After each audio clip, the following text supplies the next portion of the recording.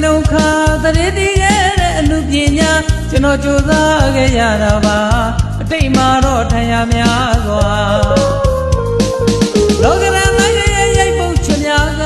ဝါသနာနဲ့ဘဝမညီမျှခဲ့လေတာမျက်နှာငယ်ခံအောက်ကြနောက်ကြအမှုပညာလောကထဲမှာကြိုးစားရင်နဲ့ဒီခြေတွေဖြစ်လာပြန်ပြောင်းကတွေးကြည့်ရင်သာတစ်ချိန်လုံးကဘဝတွေကိုရင်နာ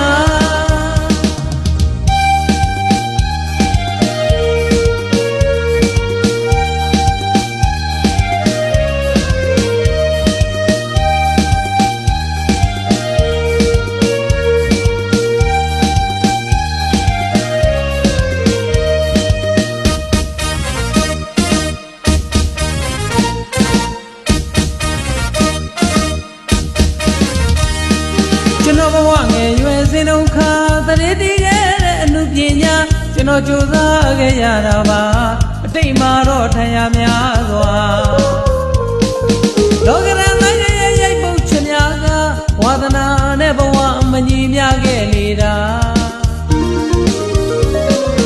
မျက်နှာငယ်ခံအောက်ကြနောက်ကြအမှုပညာလောကထဲမှာကြိုးစားရင်နဲ့ဒီခြေတွေဖြစ်လာ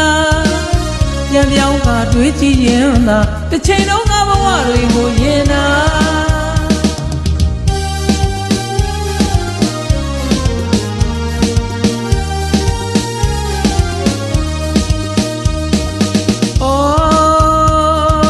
လောကဝင်ကပါ